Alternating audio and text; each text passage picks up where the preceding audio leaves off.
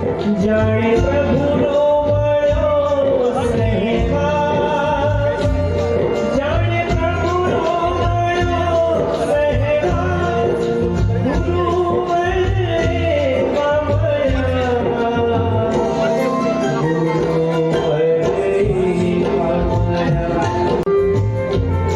જાણે પ્રભુનો મળ્યો સહેવાગ, જાણે પ્રભુનો મળ્યો સહેવાગ, ગુરુ મળે પામયા,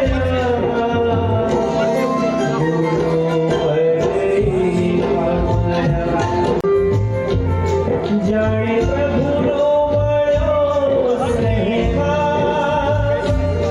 જાણે પ્રભુનો મળ્યો સહેવાગ, ગુરુ મળે પામયા,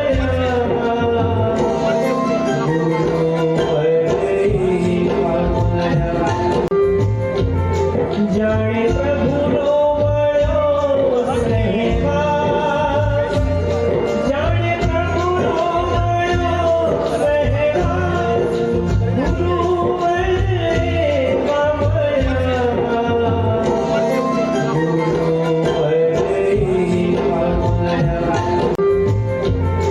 જાણે પ્રભુનો મળ્યો સહેવાગ, જાણે પ્રભુનો મળ્યો સહેવાગ, ગુરુ મળે પામયા,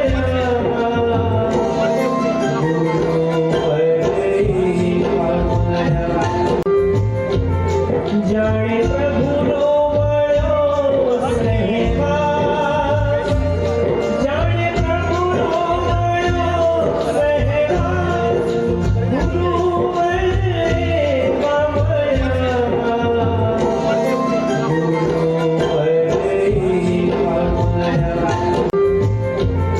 જાણે પ્રભુનો મળ્યો સહેવાગ, જાણે પ્રભુનો મળ્યો સહેવાગ, ગુરુ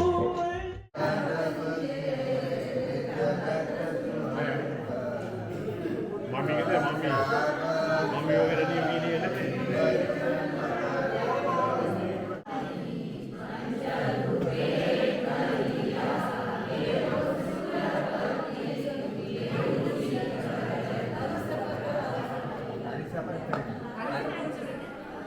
Hari siapa lagi?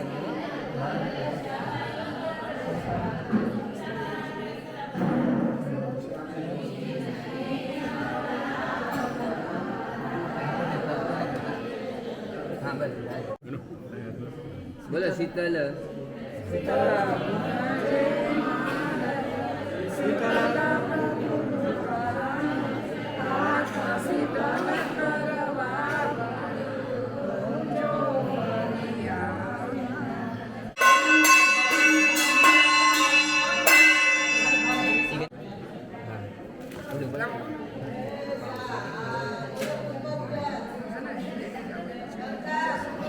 Dengar. Ada.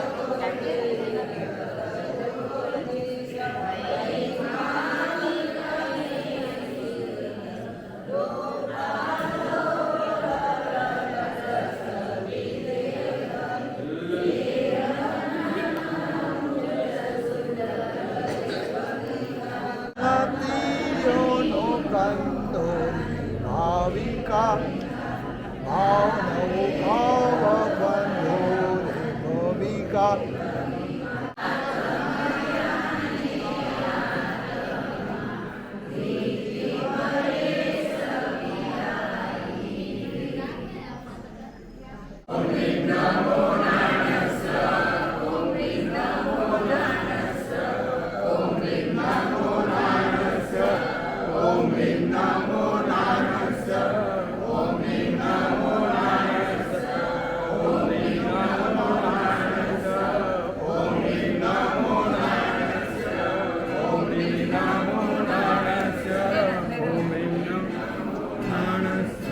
હવે લાભાર્થી પરિવારે કલ્પસૂત્ર કરાવી રહ્યું છે.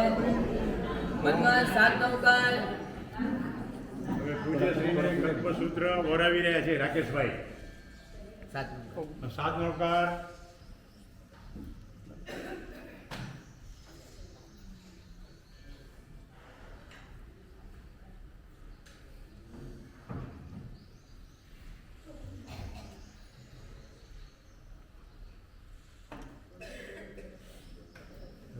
શ્વાસ પૂરો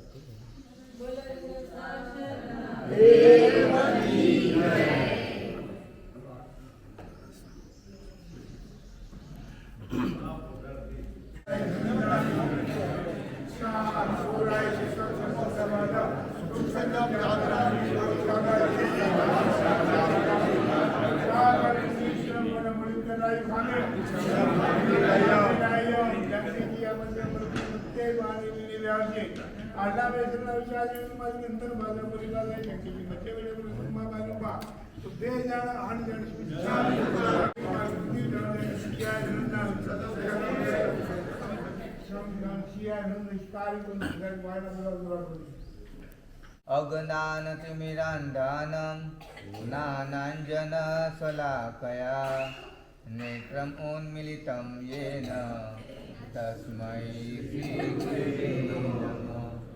ઓંકારં બિંદુસંયુક્तं નિત્યં ધ્યાયન્તિ યોગિનઃ કામદં મોક્ષદં ચૈવ ઓંકારાય નમો નમઃ.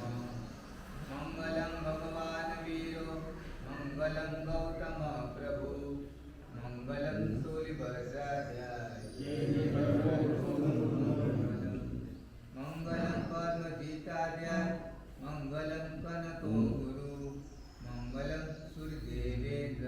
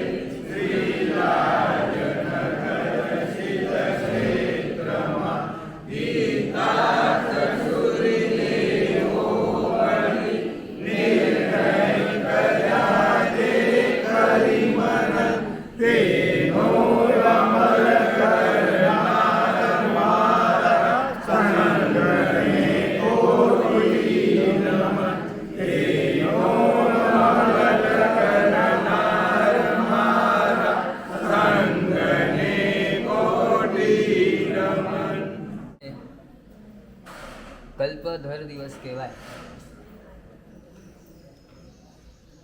આજના દિવસથી કલ્પસૂત્રનું શ્રવણ સકલ શ્રી સંઘ કરે. 4 દિવસ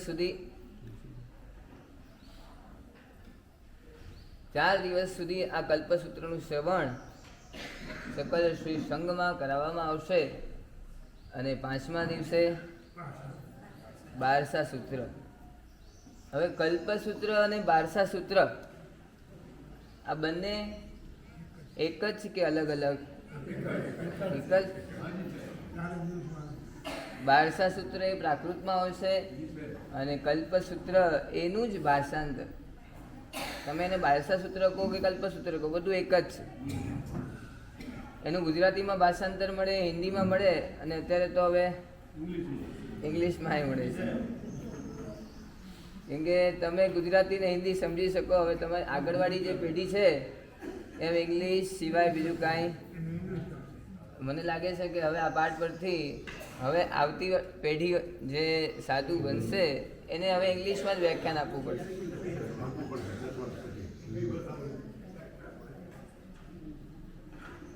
તો જ આ પેઢીને બોધ થશે, તો જ ધર્મ સમજી શકશે અને ધર્મને જીવનમાં ઉતારી શકશે.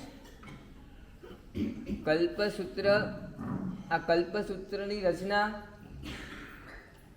એમ કહેવાય કે ભદ્રભાઉ સ્વામીએ કલ્પસૂત્રની રચના કરી. પણ કલ્પસૂત્રની રચના હકીકતમાં ભદ્રભાઉ સ્વામી એમની રચના કરી નથી. આ તો ગણધર ભગવંતોએ રચેલા 14 પૂર્વ ખ્યાલ છે કે નહીં? 12મા અંગની અંદર 12 અંગની રચના થઈ અને એમાં 12મું અંગ દ્રષ્ટિવાદ. એ દ્રષ્ટિવાદ એટલો વિશાળ સાગર છે. એ વિશાળ સાગરની અંદર 14 પૂર્વ રહેલા છે. એ 14 પૂર્વની અંદર 9મું પૂર્વ, એ 9મા પૂર્વની અંદર એક દશાશ્રુત સ્કંદ નામનું આગમ, એ આગમને ભદ્રભાઉ સ્વામીએ અલગથી એની રચના કરી અને એ દશાશ્રુત સ્કંદ એનીમાંથી એના એ પૂર્વમાંથી ઉદ્ધૃત થયું. એ દશાશ્રુત સ્કંદનો 8મો અધ્યાય એટલે આ કલ્પસૂત્ર. અને એ કલ્પસૂત્ર એ ભદ્રભાઉ સ્વામીએ એ પૂર્વમાંથી ઉદ્ધૃત કરેલું આ અધ્યયન કહેવાય. અને આજથી એનું શ્રવણ સકલ શ્રી સંઘમાં કરાવવામાં આવશે. ઇતિહાસ કહે છે કલ્પસૂત્ર પર ઘણી બધી ટીકાઓ, ઘણા બધા બાલાવબોધ, ઘણી બધી ચૂંટણીઓ, આ બધું જ વિવેચન કલ્પસૂત્ર પર આ બધું થયું છે. સૌથી વધારે જો વિવેચન મળતા હોય તો કોના મળે? તો કે કલ્પસૂત્રના. અહીંયા લખ્યું છે કલ્પસૂત્ર પર 6 નિર્યુક્તિની રચના થઈ છે. કલ્પસૂત્ર પર 2 ચૂંટણી, 33 ટીકાઓ મળે છે કલ્પસૂત્રની. બાલાવબોધ તો કે 13 બાલાવબોધ આ કલ્પસૂત્રના આધાર પર એની રચના થઈ. અવચૂર્ણી એ પણ એની રચના થઈ અને હિન્દી, ગુજરાતી અને ઇંગ્લિશમાં અનુવાદ પણ કલ્પસૂત્ર પર આજે મળે છે.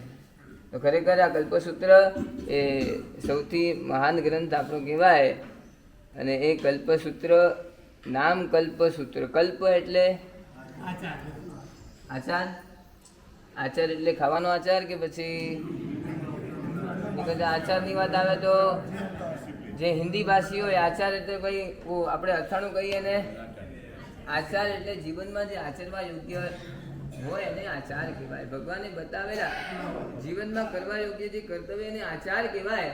આ આચારની વાતો આ કલ્પસૂત્રની અંદર આપણને સાંભળવા મળશે.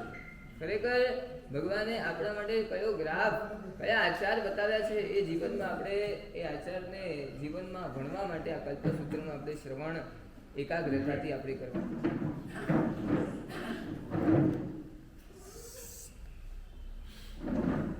આપણા જીવનનો જો કોઈ આધાર હોય તો 3 વસ્તુ, આત્મા, મન અને શરીર, એનાથી આપણું જીવન ચાલે છે. પણ આ 3 જે ચીજ છે એની અંદર સૌથી મહત્વનું અંગ કયું? આત્મા, મન કે શરીર? આત્મા. વાત આપણી ખરેખર કાલે થઈ ગઈ હતી, પણ આમ હૃદયથી લાગે છે કે આત્મા એ મહત્વનું અંગ છે. આપણે મહત્વનું અંગ કોને બનાવી દીધું? શરીર અને મન. હવે આત્મા, મન અને શરીર. શરીર તો જળ છે, મન પણ જળ કહેવાય, આત્મા ચેતનવંત કહેવાય. છતાં આપણે ચેતનવંતને છોડીને આપણે કોની પાછળ આપણે દોડ્યા? જળની પાછળ દોડ્યા. કાલે મેં વાત કરી હતી ઓલા KLPમાં, ચેન્નઈમાં KLPમાં ઓલા ભાઈ મારી પાસે આવ્યા હતા. એણે વાત કરી હતી કે મારા સાહેબ જળની શોભા કરાય. મારા સાહેબ લોકો જળની શોભા કરે છે અને આપણે આત્માની શોભા કરવાની હોય. ભલે એ વ્યક્તિ સ્થાનકવાસી હતો, મૂર્તિ પૂજાને નહોતો માનતો, અને એની વાત હતી કે મારા સાહેબ આપણે પોતે ચેતનવંત કહેવાઈએ અને ચેતનવંતા આપણી શોભા કરવી જોઈએ. આપણે જે પણ શણગાર કરવો હોય કરાય, પણ મૂર્તિને શણગાર કરાય નહીં. અને એ જ્ઞાનીઓ કહે છે કે આપણે જળની પાછળ આપણે દોડ્યા છે, આત્માને ભૂલી ગયા છે. શરીર અને મનને ખુશ કરવા માટે ઘણા પ્રયત્નો આપણે કરીએ છીએ. આપણે આખા દિવસભરની આપણે જે પણ ચર્યા હશે, કાં તો આપણા કેન્દ્ર બિંદુમાં શરીર હશે, કાં તો મન હશે, પણ આત્મા તો સાવ ભૂલાઈ ગયો. 36નો આપણો આંકડો આત્મા સાથે થઈ ગયો છે. એ વિસ્મરણ આત્માનું જે થયું છે એની સ્મૃતિ આપણને થાય માટે આપણે કલ્પસૂત્રનું આ શ્રવણ એકાગ્રતાથી કરવું છે. અહીંયા જ્ઞાની ભગવંતો કહે છે કે મન આપણું બગડે તો શરીર પણ બગડે અને આત્મા પણ બગડે.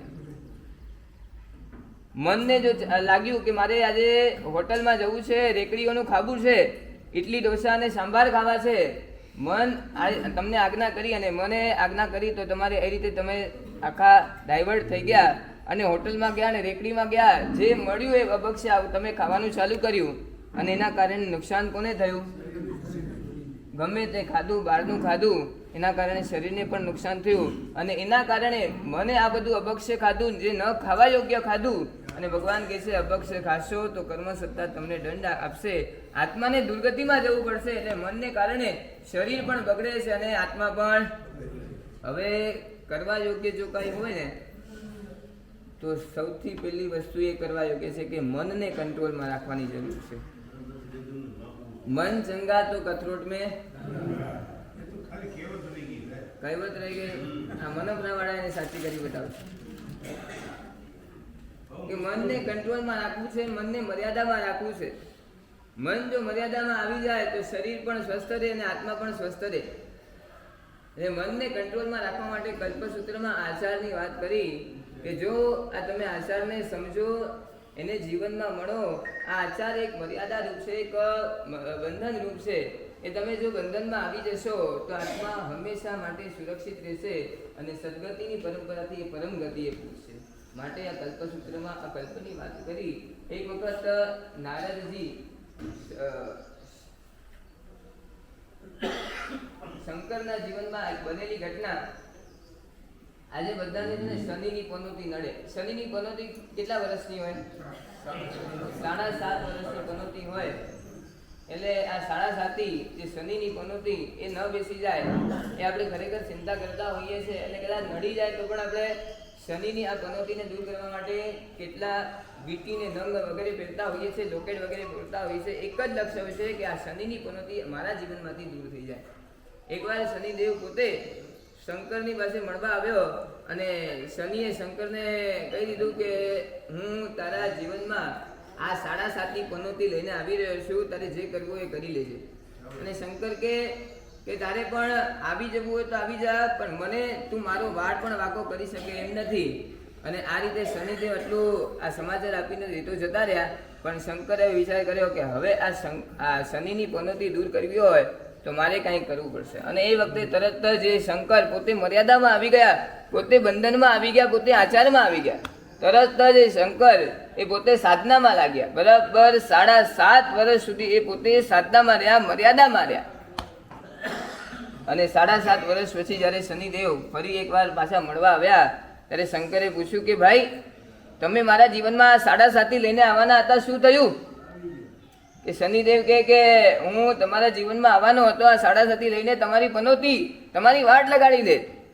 પણ મેં જોયું શંકર અત્યારે સાધનામાં છે, આચારમાં છે, મર્યાદામાં જતા રહ્યા. અને મારો એક નિયમ છે, જે મર્યાદામાં રહે, આચારનું પાલન કરે એનું હું વાળ પણ વાંકો કરી શકતો નથી. સમજમાં આવે છે?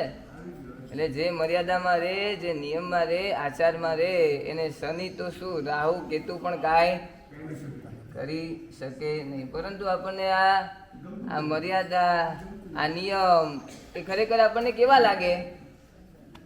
બંધન રૂપ લાગે કે નહીં? કે આ બધા 12 વ્રતોનું પાલન કરવાનું, 14 નિયમોનું પાલન કરવાનું, આ નહીં ખાવાનું ને તે નહીં ખાવાનું, અહીંયા રેકડીનું નહીં ખાવાનું ને હોટલમાં નહીં જવાનું, 28નું પારણું આ હોટલમાં નહીં કરાય ને આમ ન કરાય. કેટલા લોકો મારા સાહેબ અમને પૂછવા આવે કે મારા સાહેબ 28 કર્યું પણ પારણું આ હોટલમાં ઇડલી ચટણીથી કરીશ, ચાલશે મારા સાહેબ? એટલી છૂટછાટ જોઈએ છે. મનને એટલા બધા તમે લોકો વશ થઈ ગયા છો કે મન જે કે એ પ્રમાણે તમે કરવા માટે તૈયાર છો અને એના કારણે તમે મર્યાદાને અને આચારનું પણ ઉલ્લંઘન કરી રહ્યા છો. પણ જ્ઞાની ભગવાન કહે છે કે તમે જેટલા આચારમાં અને મર્યાદામાં રહેશો એટલી સુરક્ષિતતા તમારી માટે છે. એટલું સ્વસ્થતા તમારા આત્માની થશે. માટે તમે આચાર અને મર્યાદા અને કલ્પમાં તમે રહો તો તમારી સદગતિ આગળ વધીને જશે. અહીંયા કલ્પ અહીંયા એટલે આચાર કેટલા બતાવ્યા? તો 10 પ્રકારના આચારો. શરૂઆતમાં જ 10 પ્રકારના આચારોની વાત થશે. એ આચારો સાધુ સંબંધી આચારો છે, પણ આ સાધુ સંબંધી આચારોને સમજીને તમારા પણ જીવનમાં કઈ રીતે આચારમય તમારું જીવન બને એ પણ તમારે જોવાનું. એક વખત જી શત્રુ રાજા, એને ત્યાં દીકરાનો જન્મ થયો અને દીકરાના જન્મ થયા પછી રાજાએ વિચાર્યું કે આને ભવિષ્યમાં રોગ ન આવે એવી કાંઈ સહી સલામતી હું કરી દઉં. અને વેદોને બોલાવ્યા. 3 વેદો આવ્યા અને રાજાએ વાત કરી કે ભવિષ્યમાં આને રોગ ના આવે તો તમારી પાસે કઈ દવા છે, કયું ઔષધ છે? ત્યારે પહેલો વેદ કહે કે મારું આ ઔષધ જો આ દીકરાને ખવડાવવામાં આવશે તો રોગ હશે તો દૂર કરશે, અને જો શરીરમાં રોગ નહીં હોય તો એ રોગ નવો ઉત્પન્ન કરશે. અને આ વાત સાંભળી રાજા વિચાર કરે, આ તો સૂતેલા સાપને જગાડવા જેવું છે. રોગ હોય તો દૂર કરે, પણ રોગ ન હોય તો નવો રોગ ઉત્પન્ન કરે એવું છે. માટે આ વેદની દવા આપણે લેવી નથી. હવે બીજો વેદ આવ્યો. બીજા વેદે કીધું કે જો રોગ હશે તો દૂર કરશે, અને શરીરમાં રોગ નહીં હોય તો કાંઈ વાંધો નથી. તો રાજા વિચારે કે આ તો રાખમાં ઘી હોમવા જેવું છે. રાખમાં ઘી હોમવાથી કાંઈ થાય? બધું વેસ જાય. આ તો શરીરમાં રોગ નહીં હોય તો આ ઔષધ કાંઈ કામનું છે નહીં. માટે આ વેદની પણ દવા કરવી નથી. અને ત્રીજો વેદ આવ્યો કે આ તમે મારી આ દવા જોઈ લો અને પછી તમે વિચાર કરીને તમારા પુત્ર માટે આ ઈલાજ તમે કરી શકો છો. તો પૂછ્યું કે કયું છે તમારી પાસે ઔષધ? તો કે આ તમારા દીકરાને આ ઔષધ જો ખવડાવવામાં આવશે તો રોગ હશે તો દૂર કરશે, અને રોગ નહીં હોય તો શરીરની પુષ્ટિ કરનારું બનશે. બોલો, આપ તૈયાર છો? રાજાજી કે તૈયાર. પહેલા 2 વેદની દવા એ કેન્સલ, પણ તારું જે વેદ આ ઔષધ છે આ લેવા માટે હું તૈયાર છું, અને આ ઔષધ જ મારા દીકરા માટે હું કરાવીશ. જો રોગ હશે તો દૂર થશે, અને રોગ નહીં હોય તો શરીરની આ પુષ્ટિ કરનારું થશે. જ્ઞાની ભગવાન તો આ નાનકડા એવા એક્ઝામ્પલથી આ કલ્પસૂત્રને ઉપમા આપી રહ્યા છે. આ કલ્પસૂત્ર કયા ઔષધ જેવું? તો ત્રીજા વેદના ઔષધ જેવું છે. આ કલ્પસૂત્રના શ્રવણથી લાભ શું થાય? તો ત્રીજા ઔષધ જેવો લાભ થાય. તો કયો લાભ થાય? જો કે આપણી અંદર જો રાગ દ્વેષ હોય તો નાશ થાય, અને જો રાગ દ્વેષ ન હોય તો આત્માના ગુણોની વૃદ્ધિ કરનારો થાય. માટે આ ત્રીજા ઔષધ જેવું આ કલ્પસૂત્રનું શ્રવણ, એક અક્ષર પણ તમારો છૂટવો જોઈએ નહીં. કલ્પસૂત્રની શરૂઆત થશે અહીંયાથી. શ્લોક બોલવામાં આવશે. પૂરીમાં ચરી માણ કપો ત્યારથી કલ્પસૂત્રનું આ વાંચન અહીંયાથી શરૂઆત થશે. જરા આજુબાજુવાળાને બરાબર જાગૃત કરતા રહેજો, ઉઠાડતા રહેજો, ક્યાંય કોઈને આ નિદ્રા દેવી આવીને વશ ન થઈ જાય, અને આ આંખનું શટર ક્યાંય બંધ ન થઈ જાય. અને એના માટે એકદમ ટટ્ટાર બેસવું. તો મને લાગે છે કે નિદ્રા દેવી આજુબાજુમાં ફરતી પણ હશે ને તો તમને ટટ્ટાર અને એકાગ્ર જોઈને એ ભાગી જશે. માટે એકદમ સ્થિરતા રાખીને કલ્પસૂત્રના આ 4 વ્યાખ્યાન જે છે એ બરાબર 4 દિવસના જે વ્યાખ્યાન છે બરાબર એકાગ્રતાથી આપણે શ્રવણ કરીએ એ ભાવનાની સાથે. હવે કલ્પસૂત્ર, એ કલ્પસૂત્ર માટે કલ્પસૂત્રમાં આ 10 પ્રકારના જે આચાર, એ સાધુ સંબંધી જે આચાર છે એનું વર્ણન હવે ચાલુ થાય છે. એમાં આચાર અહીંયા 10 પ્રકારના આચાર બતાવવામાં આવશે, પણ એ 10 પ્રકારના આચારને 5 વિભાગમાં એને અલગ અલગ ડિવિઝન કરવામાં આવ્યા છે. 5 વિભાગથી આ 10 પ્રકારના આચાર બતાવવામાં આવશે. એમાં પહેલો જે આચાર છે, પહેલો વિભાગ અચેલક વસ્ત્ર સંબંધી વિભાગ છે. વસ્ત્ર સંબંધી વિભાગમાં પહેલો નિયમ એ છે, પહેલો આચાર એ છે કે અચેલક કલ્પ. અચેલક કલ્પ, અચેલક, અ એટલે નહીં, નાના અર્થમાં, અને ચેલક એટલે વસ્ત્ર. તમે સમજશો કે મારા સાહેબ માટે વસ્ત્ર એ કલ્પ્ય નથી, એટલે મારા સાહેબે વસ્ત્ર નહીં પહેરવાના એવું નહીં. અનો અહીંયા અર્થ નકારમાં નહીં લેવો. જો ઉલટો અર્થ કરી લઈએ તો અનર્થ થઈ જાય એમ છે. અચેલકનો અર્થ અહીંયા અનો અર્થ અલ્પ મૂલ્યવાળા અને મર્યાદિત વસ્ત્ર સાધુ સાધ્વીએ પહેરવાના હોય છે. અને આ આચાર, આ કલ્પ, એના પણ 2 વિભાગ છે. પહેલા અને 24મા ભગવાનના, એના શાસનમાં જેટલા પણ સાધુઓ છે એ લોકોને આ અચેલ કલ્પ એટલે કે મર્યાદિત અને અલ્પમૂલ્યવાળા એમને વસ્ત્ર પહેરવાના, પણ બાકીના જે 22 ભગવાનના જે સાધુ છે એ લોકો માટે અલગ નિયમ. આવું શા માટે? પહેલા અને 24ના ભગવાન માટે અલગ નિયમ અને બાકીના જેટલા 22 ભગવાન છે એમના જેટલા સાધુઓ છે એમના માટે અલગ નિયમ. તો શાસ્ત્રકાર ભગવાન કહે છે કે પહેલા ભગવાનના જે સાધુ છે એ બધા રુજુ અને જળ છે. રુજુ જળ, રુજુ જળ ખ્યાલ આવે? રુજુ એટલે એકદમ સરળ હૃદયના કહેવાય, પણ બુદ્ધિના એકદમ જળ. આપણે કહીએ ને કોઈને તું તો હાવ બુદ્ધિનો જળ, સમજતો ન હોય, 1 વાર કીધું, 2 વાર કીધું, 3 વાર કીધું, છતાં પણ સમજે નહીં આપણે, એટલે આપણે આપણા મુખમાંથી એવા શબ્દો નીકળી જાય, તમે તો બુદ્ધિના જળ. તો પહેલા ભગવાનના જે સાધુ હતા, ઋષભદેવ ભગવાનના સાધુ બધા રુજુ અને જળ. 2 વાર 3 વાર કહીએ ત્યારે એ સમજી શકે, અને સમજી ગયા પછી એકદમ ગુરુની વાતને સ્વીકારી લે. હવે આ પ્રમાણે જ કરશું. માટે પહેલા ભગવાનના સાધુઓ રુચુને જળ હતા, અને 24મા ભગવાનના સાધુઓ, એટલે અત્યારે જે પરંપરા ચાલે છે તો કે 24મા ભગવાનની પરંપરા ચાલે છે, એમનું શાસન ચાલે છે, એમના શાસનના જે સાધુઓ છે એ વક્ર અને જળ, બુદ્ધિના જળ એટલે સમજી ન શકે. ગુરુએ વારંવાર એમને સમજાવવું પડે, અને કદાચ એ સમજે ને તો પણ સામે દલીલ કરે. ગુરુ સામે થાય એટલે માટે વક્ર હૃદયવાળા કહેવાય, એટલે વક્ર અને જળ, બુદ્ધિના જળ અને હૃદયથી એકદમ વક્ર કહેવાય, અને વક્ર અને જળ આવા સાધુઓ હતા. માટે આ પહેલા અને 24મા ભગવાનના સાધુઓ આવા હતા, માટે એમના માટે અલગ નિયમ. જ્યારે બીજા 22 તીર્થંકરના સાધુઓ બધા એકદમ રુજુ અને પ્રાજ્ઞ હતા. પ્રાજ્ઞ હોવાને કારણે બુદ્ધિશાળી હતા. ગુરુ એક વખત કહીને એને સમજી જાય, અને રુજુ હોવાને કારણે ગુરુ સામે દલીલ ન કરે.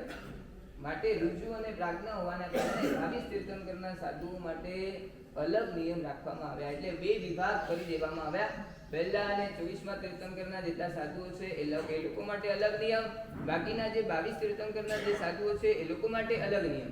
હવે આ અચેલક કલ્પ, તો પહેલા અને 24મા તીર્થંકરના જે સાધુઓ છે એમની માટે ભાઈ તમારે મર્યાદિત વસ્ત્ર વાપરવાના, અલ્પ મૂલ્યવાળા, ભારે કિંમતી વાળા નહીં. હવે અહીંયા શ્રાવકો એટલા બધા ઉદાર હશે, રત્ન જડિત કામડી અને સોનાના દોરાવાળી કામડી તમને મોરાવશે, એ વખતે તમારે શું કહેવાનું કે ભાઈ અમારા ભગવાને અમારા આચારમાં કીધું છે કે આવી કિંમતી કામડીઓ વાપરવાની નહીં વાપરવાની. બરાબર છે? ઘણી બધી વસ્તુઓ આ રીતે કિંમતી શ્રાવકો મોરાવશે, છતાં પણ અમારો આચાર નથી, આચારનું ઉલ્લંઘન અમારે કરાય નહીં.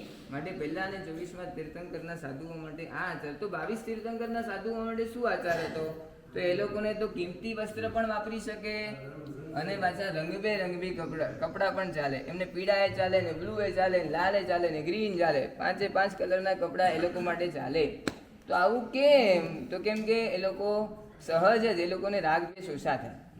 ત્યારે પહેલા અને 24મા તીર્થંકરના જે સાધુ હતા એમને સહજ રાગ દ્વેષ વધારે થતા, માટે એ લોકોને માટે આ નિયમ. હવે અત્યારના જે સાધુ છે લાલ કપડાં અને કોઈ પીળા કપડાં, કોઈ આવા કપડાં, તો એ લોકોને સહજ અંદરથી કે જો વારે વા જો આ મોતીભાઈએ મને આ કામડી ઓરાવી, આ મને વસ્ત્રો પહેરાવું, કેવું લાગુ છું, હવે હું કેવું લાગુ છું, એટલે આ બધું સહજ થઈ જાય. માટે એ જીવદળ જ એવું હતું, માટે એ લોકો માટે અલગ નિયમ રાખીને એ લોકોને મર્યાદામાં રાખવામાં આવ્યા કે તમારે આવા પ્રકારના જ વસ્ત્રો વાપરવાના. હવે આ થઈ સાધુઓની વાત. હવે શ્રાવકો માટે એમાંથી નિયમ કયા? કે સાધુઓ માટે તમે પણ મહાવિષ્ણુ ભગવાનના શ્રાવકો કહેવાય ને. અમે મહાવિષ્ણુ ભગવાનના જો સાધુઓ વક્રજળ હોઈએ તો તમે લોકો પણ વક્રજળ ન કહેવાઓ. અમારી માટે પણ જો નિયમ મર્યાદિત કરવામાં આવ્યા કે આટલા આ નિયમમાં જ રહેવાનું, આ નિયમોનું તમારે ઉલ્લંઘન નહીં કરવાનું. અમારે જો આ મર્યાદિત વસ્ત્ર અને અલ્પ મૂલ્યવાળા, તો તમારી માટે અમને જો વસ્ત્ર પર રાગ થઈ જાય એટલા માટે આ નિયમ રાખવામાં આવ્યો. તો તમારી માટે અમે કેટલા વસ્ત્રો રાખીએ? પહેરેલા 1 અને ઉબ્ધીમાં 1 હોય. કદાચ રસ્તામાં ફાટી જાય એટલે ઉબ્ધીમાં રહેલા વસ્ત્રોનો ઉપયોગ કરી શકીએ. માટે 2 જોડી પહેરેલા અને 1 ઉબ્ધીમાં હોય, એટલે 2 જોડી કપડાં અમે રાખીએ. તો તમારા કબાટમાં કેટલા જોડી કપડાં હોય? હે? 100 જોડી. બાબુભાઈ તમે કહો છો 100 જોડી?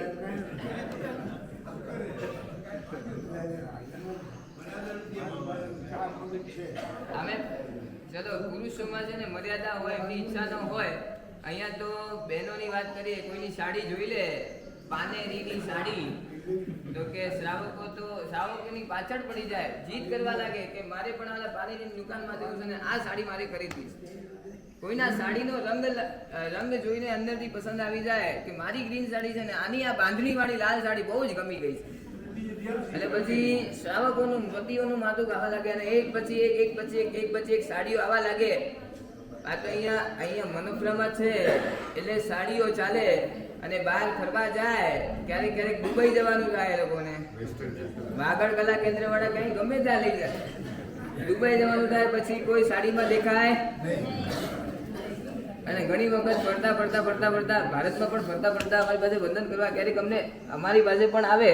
અમને લાગે આ કેટલી ઉંમર, કઈ એજના લોકો છે બધા, 70 અપ વાળા ડ્રેસ પહેરીને અમને વંદન કરવા માટે. કે આ વસ્ત્રનું ઔચિત્ય, આ વસ્ત્રની અસર પણ કોના પર પડે? જેવો તમારો પહેરવેશ એવું તમારું મન. તમે જેવા વસ્ત્ર પહેરેલા હશે એવા તમારા મનમાં પણ એવા વિચાર આવશે અને સામેવાળા એ તમારા પહેરવેશને જોઈને એવા વિચાર કરી બેસશે. આજે પાશ્ચાત્ય સંસ્કૃતિવાળા એમનો પહેરવેશ એનો જોઈને લોકોને વિકૃતિ ઉત્પન્ન થાય છે. ગમે તેવા વસ્ત્રો પહેરીને રસ્તામાં ફરતા હોય કોઈ પણ વ્યક્તિ જોઈ લે એટલે અંદરથી વિચાર એના બદલાઈ જાય. માટે આ જ્ઞાની ભગવંતોએ વસ્ત્ર પર ધ્યાન આપીને તમે આ વસ્ત્રને અલ્પ મૂલ્યવાળા અને મર્યાદિત સાદાઈમાં તમે જેટલું રહેશો એટલી તમારી ભલાઈ, તમારા આત્માની ભલાઈ છે. બેડામાં એક શ્રાવક, બેડામાં જ્યારે ચાતુર્માસ કર્યું આજથી લગભગ 7-8 વર્ષ પહેલાં, ત્યારે બેડાના એક શ્રાવક ત્યાં ચાતુર્માસ કરવા માટે આવેલા અને આ સંબંધી જ્યારે વાત નીકળી ત્યારે એ બેડાના શ્રાવકે કીધું, મારા સાહેબ વર્ષમાં ખાલી મારી પાસે પહેરવાના ખાલી 2 જોડી કપડાં રાખું છું. કેટલા જોડી? 2 જોડી. એક ફાટી જાય તો બીજી નવી લઈ લો, એમ કરીને આખા વર્ષમાં 2 જોડી કપડાં એનાથી હું ચલાવું છું. હું આજે મનફના વાસીઓને મારે નિયમ આપવો છે. બોલો કેટલા જોડી કપડાં? મંદી આવી ગઈ છે.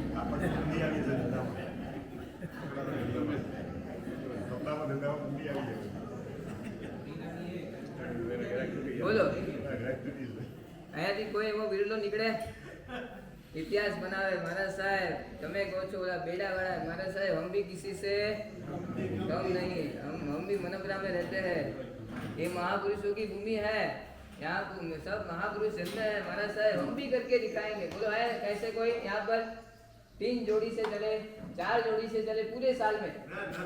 सामायिक की और पूजा, सामायिक અને પૂજાની અલગ, એ સિવાય પૂજાની તમારે 10 રાખવી હોય, 12 રાખવી હોય, પ્રભુ ભક્તિ માટે છે, એના માટે કોઈ નિયમ ન કરી શકાય. એમાં તો એવો નિયમ આપવો પડે કે તમે વધારેમાં વધારે પૂજાની જોડ રાખીને પ્રભુ ભક્તિ કરો અને પુણ્ય બાંધો. આજે તમારે શું થઈ જોઈએ ખબર છે? પૂજાની જોડ એકદમ સીમિત, એક જ ઘસાયેલી પીટાયેલી, 1 વર્ષ 2 વર્ષ કાણા પડી ગયા તો પણ એને ચલાવશો. અને તમારા જે રોજિંદા જીવનમાં એમાં એક કાણું પડી ગયું એટલે ચેન્જ થઈ જાય. રાત્રે સુવાના અલગ, ઓફિસે જવાના અલગ, કામ પર જવાના અલગ, વોકિંગ માટે જવાના અલગ, રિસેપ્શનમાં જવાના અલગ, લગ્નમાં જવાના અલગ, કિટી પાર્ટીમાં જવાના અલગ, અને સંગીત સંધ્યામાં જવાના અલગ, સાદરીમાં પ્રાર્થના સભામાં જવાના બધાના અલગ.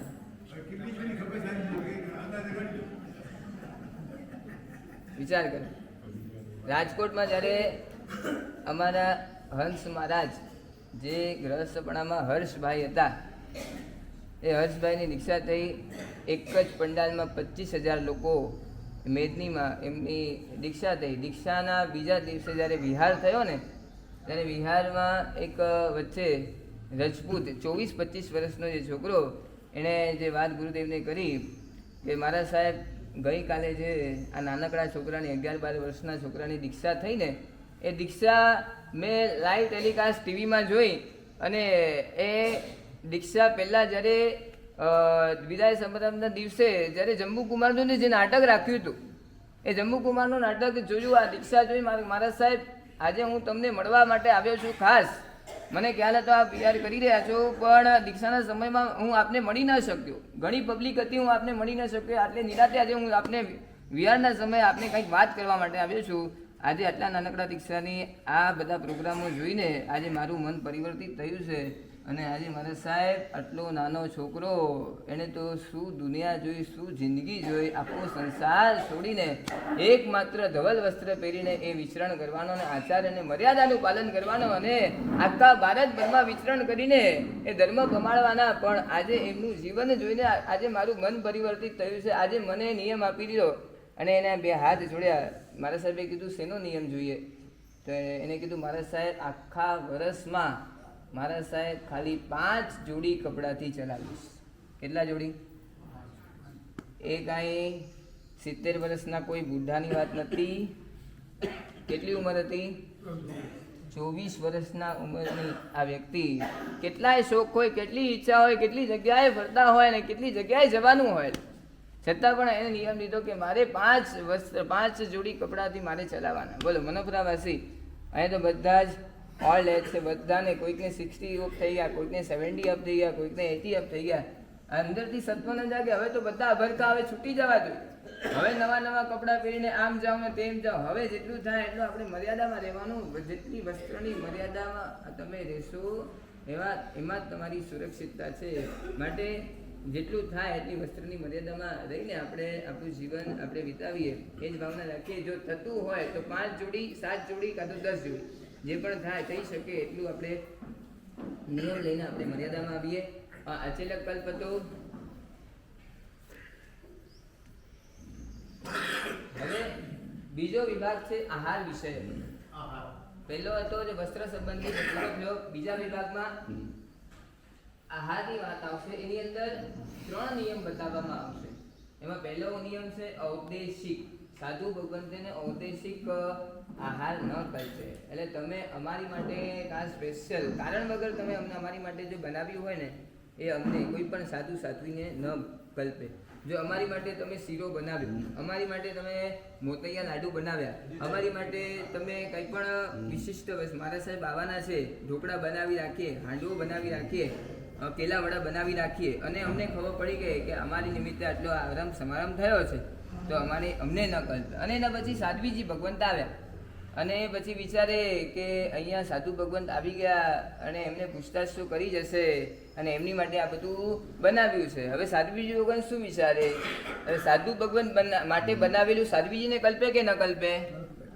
હા, પહેલા અને 24ના ભગવાનના શાસનમાં આ નિયમ છે કે સાધુ માટે બનાવેલું સાધ્વીજીને ન કલ્પે અને સાધ્વીજી માટે બનાવેલું એટલે સાધુ સાધ્વી કોઈની પણ માટે બનાવેલું હોય કોઈને કલ્પે નહીં. પણ 22 તીર્થંકરના જે સાધુઓ છે એની માટે કંઈક અલગ નિયમ છે. હવે કોઈ શ્રાવકોએ સાધુ માટે બનાવેલું છે તો એ સાધ્વીજીને કલ્પે, સાધ્વીજી માટે બનાવેલું હોય તો સાધુને કલ્પે. હવે મારી માટે જે બનાવેલું છે એ આમને કલ્પે. હવે મારી માટે કોઈ વસ્તુ તમે લોકોએ બનાવી કે મારા સાહેબને આ અનુકૂળ લાગે છે કે મારા સાહેબને મોતૈયા કરે છે તો મારા સાહેબ માટે મોતૈયા આપણે તૈયાર રાખીએ અને મારી માટે તમે મોતૈયા. હવે એમને ખ્યાલ નથી મારા સાહેબે આમની માટે અને પૂછતાછ કર્યા મોતૈયા શાના માટે કે મારા સાહેબ બહુ મોતૈયા કરે છે ને મારા સાહેબને મોતૈયા બહુ ભાવતા લાગે છે બનાવ્યા. તો આ મારા સાહેબ પૂરવા ગયા અને પૂછતાછ કરીને ખ્યાલ આવ્યો કે આ ધ્યાન મારા સાહેબ માટે બનાવે છે તો એમને કલ્પશે, બીજા સાધુને કલ્પશે, જેટલા પણ સાધ્વીજી ભગવાન ભૂલવા જશે એમને કલ્પશે. પણ કોના? 22 તીર્થંકરના સાધુ સાધ્વી માટે આ નિયમ. પણ પહેલા અને 24માં નહીં, કોઈની પણ માટે આમની માટે બનાવ્યું કોઈને કલ્પે એવું નથી. સાધુ કે સાધ્વી કોઈની માટે બનાવ્યું હોય તો એને ઔદેશિક કહેવાય, એની માટે કલ્પે નહીં. હવે બીજો છે કલ્પ શય્યાતર.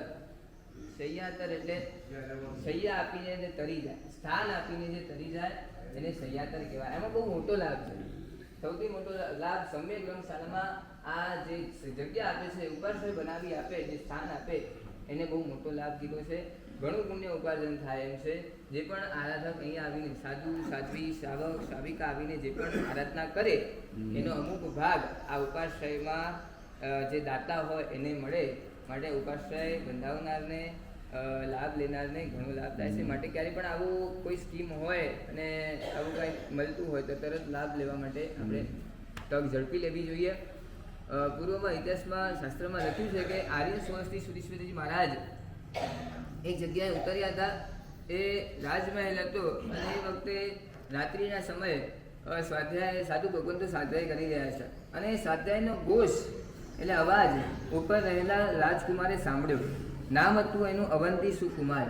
અને અવંતી સુકુમાર ધારીને સાંભળી રહ્યો છે કે આ સાધુ ભગવાન તો એ શું સ્વાધ્યાય કરી રહ્યા છે, આ શબ્દો કયા છે. અને એ શબ્દોમાં એવું હતું વર્ણન કે અવંતી સુકુમાર એટલે એ સાંભળી રહ્યો છે કે નલિની ગુલ્મ વિમાન એનું આ માપ હોય છે. નલિની ગુલ્મ વિમાનની લંબાઈ કેટલી હોય છે, એની પહોળાઈ કેટલી હોય છે, એના વિમાનમાં થાંભલા કેટલા છે, આ બધું જ વર્ણન નલિની ગુલ્મ વિમાનનું આવી રહ્યું હતું. અને આ સાંભળીને જે અવંતી સુકુમાર એને જાતિ સ્મરણ જ્ઞાન થયું. આ મેં કંઈક સાંભળ્યું છે એમ કરતા જાતિ સ્મરણ જ્ઞાન થયું. અને એને યાદ આવ્યું, પૂર્વ ભાવમાં હું નલિની ગુલ્મ વિમાનમાં હું દેવ તરીકે ઉત્પન્ન થયો હતો અને ત્યાંથી હું અહીંયા હવે હું આવ્યો છું. અને એને થયું કે ફરીથી મારે નલિની ગુલ્મ વિમાનમાં મારે જન્મ લેવો હોય તો મારે શું કરવું.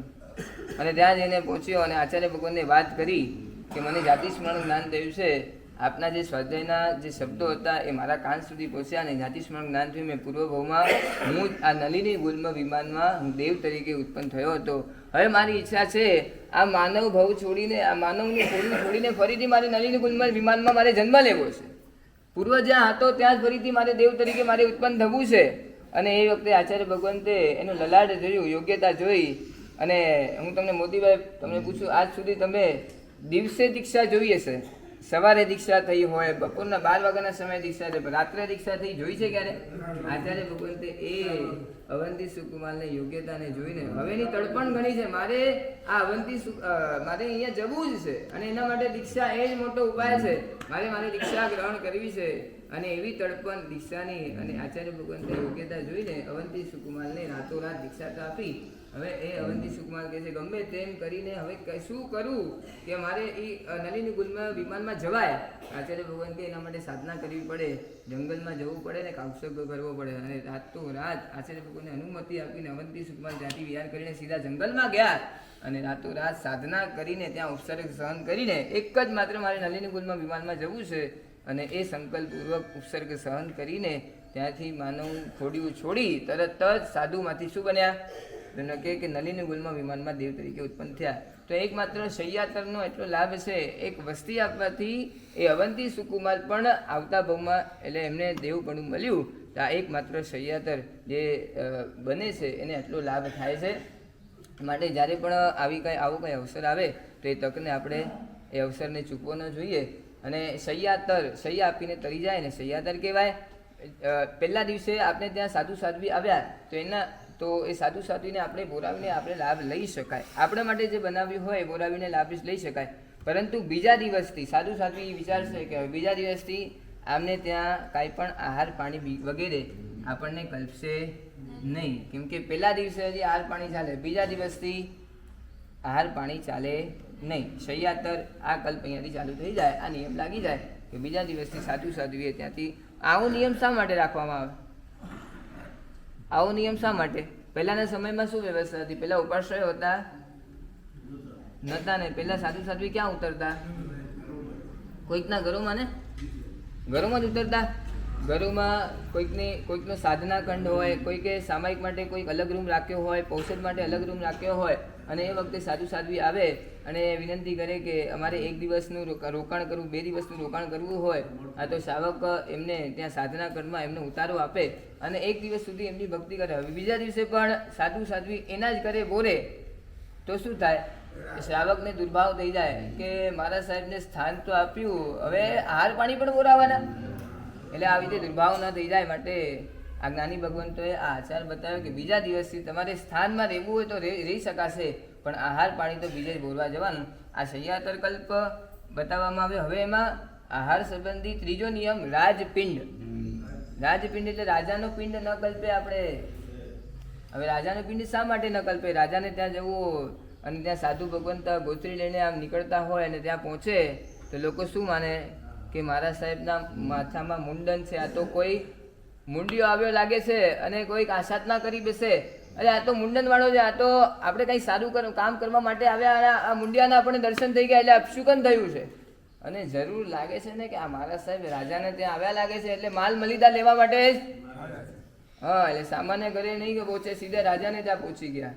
એટલે આવા કોઈ વિચાર કરી બેસે ને ક્યારેક કોઈક આવા પણ વિચાર કરી બેસે કે આ મારા સાહેબને કંઈક રાજા પાસેથી કામ કઢાવવું લાગે છે, એટલે મારા સાહેબ અહીંયા ગોચરીના બહાને અહીંયા આવ્યા લાગે છે. અને રાજાને ત્યાં તો કેટલાય લોકો મળવા આવતા હોય તો લાઈનમાં પણ ઊભું રહેવું પડે, અને સાધુ ભગવાન આવી રીતે લાઈનમાં ઊભા રહે તો એમની અવેલ્લા કેવી થાય. એટલે મારા હા ના રે ને, તમે પણ લાઈનમાં નથી ઊભા રહે તો સાધુ ભગવાનને લાઈન હા હા એટલે સાધુ ભગવાનને આવી રીતે લાઈનમાં ઊભા રહેવું પડે તો અવેલ્લા થાય. માટે આ બધી તકલીફો ને બધી પડતી હોય ને ક્યારેક કોઈ નિંદા પણ કરી બેસે, માટે આ સાધુ ભગવાનની આવી નિંદા આસાતના લોકો ન કરી બેસે માટે જ્ઞાની ભગવંતોએ આ રાજપિંડ આ તમારે સાધુ ભગવંતોને કલ્પે નહીં. અને એક વખત ભરત મહારાજા એમને થયું કે મારે ઋષભદેવ ભગવાન અને ઋષભદેવ ભગવાનના જેટલા પણ સાધુ છે ને એમને બધાની મારે ભક્તિ કરવી છે. 84,000 સાધુની મારે ભક્તિ કરવી છે. અને ભરત મહારાજાએ 500 ગાડા તૈયાર કર્યા અને 500 ગાડામાં રસોઈ બનાવીને ગાડા જ્યાં ઋષભદેવ પરમાત્મા હતા અને ત્યાં લાવીને ઊભા રાખી. અને ભરત મહારાજાએ ઋષભદેવ ભગવાન પાસે વિનંતી કરી, હવે મને હાલ પાણીનો લાભ આપો, હું 500 ગાડા ભરીને આવ્યો છું. અને એ વખતે ઋષભદેવ ભગવાન કહે કે એક તો પેલું ઔદેશિકનો આ દોષ લાગી જાય, અને બીજી વસ્તુ રાજાના ઘરેથી આવી પેલે રાજપીઠ અમારે કલ્પે નહીં. અને ભરત મહારાજા એવા માયુસ થયા, રડવા લાગ્યા. અને એ વખતે ઇન્દ્ર મહારાજા બાજુમાં હતા. વિચાર તો કરો, ઇન્દ્ર મહારાજા પણ આવી રીતે ફરતા છે. ભરત એ ઇન્દ્ર મહારાજ ઋષભદેવ ભગવાનની ભક્તિ માટે આવ્યા હતા, વંદન કરવા માટે આવ્યા હતા. અને આ બધા કિસ્સો જોયો ને ભરતને રડતા જોયું. અરે ભરતને કીધું, ભરત રોવાની જરૂર નથી, ભલે સાધુ સાધુએ તમને લાભ ના આપ્યો પણ શ્રાવક શ્રાવિકા તો છે કે નહીં, એની સાધનની ભક્તિને તું લાભ લે. અને 500 ગાડામાં જેટલી પણ રસોઈ હતી બધા શ્રાવકોને ઇન્વિટેશન આપી દીધું, આમંત્રણ આપી દીધું. બધાની આ રસોઈથી ભોજન કરાવ્યું અને સાધનની ભક્તિ કરી. અને એમને એટલો બધો આનંદ આવ્યો ભરત મહારાજાને કે એક દિવસ પછી આ સાધનની ભક્તિ કરવાથી મને એટલો આનંદ આવે તો બીજા દિવસથી એમને પણ શ્રાવકોને બોલાવવાને ચાલુ કર્યા.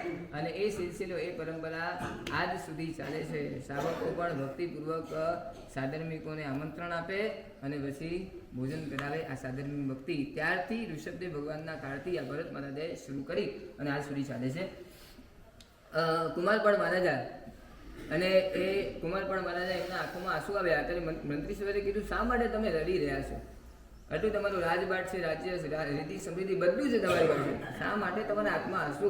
ત્યારે કુમારપાળ મહારાજા કહે કે મારા ઘરેથી એક પણ અન્નનો દાણો મેં સાધુ ભગવાનના પાત્રમાં ભોરાવ્યો નથી, એટલા માટે હું રડું. કેમ કે હું રાજા થયો, હું રાજા થઈને હું પોતાના રાજ્યને છોડી ન શક્યો, અને રાજ્યને છોડી ન શક્યો માટે રાજાના ઘરનું એક પણ દાણો આ સાધુ ભગવાન ભોરે નહીં, અને મારા ઘરથી એક પણ દાણો ભોરાયો નથી, માટે હું આ રડી રહ્યો છું. રાજપિંડ સાધુઓને કલ્પે નહીં, આ ત્રીજો નિયમ. આ અમુક નિંદા વગેરેના પ્રસંગોને કારણે આ રાજપિંડ જ્ઞાની ભગવંતોએ એનો નિષેધ કર્યો છે. હવે આવે છે ત્રીજો વિભાગ, વ્યવહાર સંબંધી. પહેલો હતો વસ્ત્ર સંબંધી, બીજો હતો આહાર સંબંધી, ત્રીજો વ્યવહાર કૃતિ કર્મ. એમાં પહેલો નિયમ કૃતિ એટલે વંદન કરવાના. નાના સાધુઓએ મોટા સાધુઓને, ચક્રવર્તી પણ દીક્ષા લે ને એના પછી જે પણ એનાથી મોટા હોય બધાને વંદન કરવા. હવે આજના દીક્ષિત સાધુઓને પણ 50 વર્ષના પર્યાયવાળા સાધ્વીજી ભગવાન વંદન કરે. એટલે વંદન કરવું, નાના મોટાઓએ વંદન કરે એ કૃતિ કર્મ નામનો નિયમ આ વ્યવહાર કલ્પમાં છે. બીજો નિયમ છે આની અંદર જ્યેષ્ઠ કલ્પ. નાના મોટાનો વ્યવહાર ક્યારથી શરૂ થાય? પહેલા અને 24મા તીર્થંકરના જેટલા પણ સાધુઓ છે એની માટે 2 દીક્ષા, જે અત્યારે નાની દીક્ષા થાય છે. જાઓ જલાલીથી કરીમ બંતે ઉચરાવવામાં આવે, પબ્લિક 25,000 30,000 ભેગી થાય અને બધા આ સંસાર ત્યાગનો આ માહોલ, દીક્ષાનો માહોલ જોવે. એ વખતે ખાલી જે પણ દીક્ષાર્થી હોય છે એને ધવલ વસ્ત્ર પહેરાવવામાં આવે છે અને કરેમી બંતેની આ પ્રતિજ્ઞા આપવામાં આવે છે. 5 મહાવ્રત એ સમય આપવામાં આવતા નથી. 5 મહાવ્રત ક્યારે આપવામાં આવે? એની જ્યારે વડી દીક્ષા થાય, એ વડી દીક્ષામાં 5 મહાવ્રત આપવામાં આવે છે. તો આ બધી વ્યવસ્થા પહેલા અને 24મા તીર્થંકરના સાધુઓ માટે 2 દીક્ષા હોય છે, અને વડી દીક્ષા થયા પછી જ તેનો પર્યાય ચાલુ થાય. એના પહેલાં જે પણ તમે જેટલા દિવસો તમે નાની દીક્ષામાં જે પર્યાય હતો એ પર્યાય ત્યાંથી નક્કી ન થાય, પણ વડી દીક્ષાથી નાના મોટાનો આ વ્યવહાર ચાલુ થાય. 22 તીર્થંકરના જે સાધુ છે એ લોકો માટે ખાલી એક જ દીક્ષા. એ જે દિવસે દીક્ષા લે એ વખતે જ એને કરેમ બંતેનું બચકાણ આપી દેવામાં આવે, અને 5 મહાવ્રત એ વખતે 4 મહાવ્રત એ વખતે ઉછરાવી દેવામાં આવે. તો આ 22 તીર્થંકરના સાધુઓ માટે આ નિયમ હોય છે. તો આ રીતે જ્યેષ્ઠ કલ્પ, નાના મોટાનો વ્યવહાર આ રીતે થાય છે. હવે ચોથો વિભાગ આવે છે સ્થાન વિષયક. સ્થાન, હવે એમાં માસ કલ્પ, સાધુઓએ માસ કલ્પ કરવો જોઈએ. ચોમાસામાં તમે 4 મહિના તો રહ્યા, હવે તમારે વિચરણ કરવું હોય તો હરેક જગ્યાએ તમારે માસ કલ્પ ત્યાં રોકાઈને પછી તમારે આગળ વિચરણ કરવાનું. ક્યારેક એવું બને કે ચોમાસામાં વરસાદને કારણે મહાત્માઓને 1 મહિના પહેલાં આવી જવું પડે, અને ચોમાસા પછી આ વરસાદને કારણે ઘણી જગ્યાએ પાણી ભરાઈ ગયા હોય, નદી નાળા ભરાઈ ગયા હોય, વિહાર કરવાની શક્યતા ન હોય, તો માટે ચોમાસા પછી પણ 1 મહિના રહેવું પડે. તો કદાચ એવું બની શકે 4 મહિનાના 6 મહિના થઈ જાય, કેમ કે ચોમાસા પહેલાં 1 મહિના પહેલાં આવી ગયા છે, અને ચોમાસા પછી પણ વિહાર કરવાની શક્યતા ઓછી હોવાને કારણે 1 મહિનો ત્યાં રોકાયા, એટલે આગળ પાછળના 1 મહિના એડ કરીને 6 મહિના પણ ત્યાં રહે છે, અને પછી ત્યાંથી વિહાર કરે. અને માસ કલ્પ કરીને 1 મહિનો 1 સ્થાને રહીને પછી વિહાર કરે, એને માસ કલ્પ કહેવાય. 22 તીર્થંકરના સાધુઓ માટે અલગ નિયમ હોય છે. માસ કલ્પ એ લોકો માટે નિયત નથી. એક જગ્યાએ એમને 20 દિવસ રોકાવો હોય તો પણ રોકાઈ શકે એમ છે, અને એક જગ્યાએ માસ કલ્પથી વધારે પૂર્વ કરોડ વર્ષ પણ રોકાવવું હોય તો એમને રોકાવાની છૂટ છે. પણ પહેલા અને 24 તીર્થંકરના સાધુઓ માટે માસ કલ્પ જરૂરી છે. 1 માસ રહેવાનું અને એના પછી નીકળી જ જવાનું. પછી ગમે તેટલી વિનંતી હોય તમારે ત્યાં રોકાવાય. કારણવશ બીજું કંઈ કારણ હોય, માંદગી વગેરેનું કારણ, તો ગુરુ ભગવાનને પૂછીને માસથી પણ વધારે રહી શકે. હવે 5મો સાધના વિષયક વિભાગ, એની અંદર પણ 3 નિયમ છે. પહેલા વ્રતનો નિયમ. પહેલા અને 24મા તીર્થંકરના સાધુઓને 5 મહાવ્રત હોય છે, અને 22 તીર્થંકરના સાધુઓ માટે 4 મહાવ્રત. ભાઈ આવી રીતે કેમ? 22 તીર્થંકરના સાધુઓને 4 મહાવ્રત. એ લોકો સ્ત્રીને પણ પરિગ્રહ માને છે. સ્ત્રી પણ પરિગ્રહ છે, એટલે ચોથું જે મહાવ્રત છે એને 5મામાં ઇન્ક્લુડ કરીને 4 મહાવ્રત. અને પહેલા અને 24મા તીર્થંકરના સાધુઓ માટે ભાઈ એ લોકો વક્ર અને જળ છે. સ્ત્રી કઈ પરિગ્રહ કહેવાય એમ માની બેસે, અને પછી સ્ત્રીનો પણ પરિગ્રહ ન કરી લે, માટે એમના માટે ચોથું મહાવ્રત અલગ રાખવામાં આવ્યું. તમારે સ્ત્રીનો પણ ત્યાગ કરવો, એમ કરીને 5 મહાવ્રત એ પહેલા અને 24મા તીર્થંકરના સાધુઓ માટે અલગ નિયમ આપ્યો. હવે એની અંદર સાધના વિષયક બીજો નિયમ પ્રતિક્રમણ કલ્પ. 22 તીર્થંકરના સાધુઓ માટે જો તમને અતિચાર લાગ્યું કે પાપ લાગ્યું છે, અતિચાર લાગ્યો, તો તમારે પ્રતિક્રમણ કરવાનું. પણ કયા પ્રતિક્રમણ? રાત્રે પાપ લાગ્યું તો રાત્રે પ્રતિક્રમણ, અને દિવસે પાપ લાગ્યું દિવસીય પ્રતિક્રમણ. એના બીજું કઈ પ્રતિક્રમણ કરવાની જરૂર નથી. એમના સમયમાં કોઈ પક્ષી પ્રતિક્રમણ, ચોમાસી પ્રતિક્રમણ, સંવત્સરી પ્રતિક્રમણ જેવું કઈ હતું જ નહીં. આ બધી વ્યવસ્થા ક્યાં? તો કે પહેલા અને 24મા તીર્થંકરના જે સાધુઓ માટે 5 પ્રતિક્રમણ બતાવે: રાહ્ય, દેવસીય, પક્ષી, ચોમાસી અને સંવત્સરી. અમારી માટે 5 પ્રતિક્રમણ. તો ભાઈ તમારી માટે કેટલા પ્રતિક્રમણ? જે પ્રતિક્રમણ કોણ કરે? જેને પાપ લાગે એ પ્રતિક્રમણ કરે. સાધુ માટે નિયત આ 5 પ્રતિક્રમણ કરવાના. પાપ લાગ્યા હોય કે ન લાગ્યા હોય, પણ 5 પ્રતિક્રમણ કરવાના.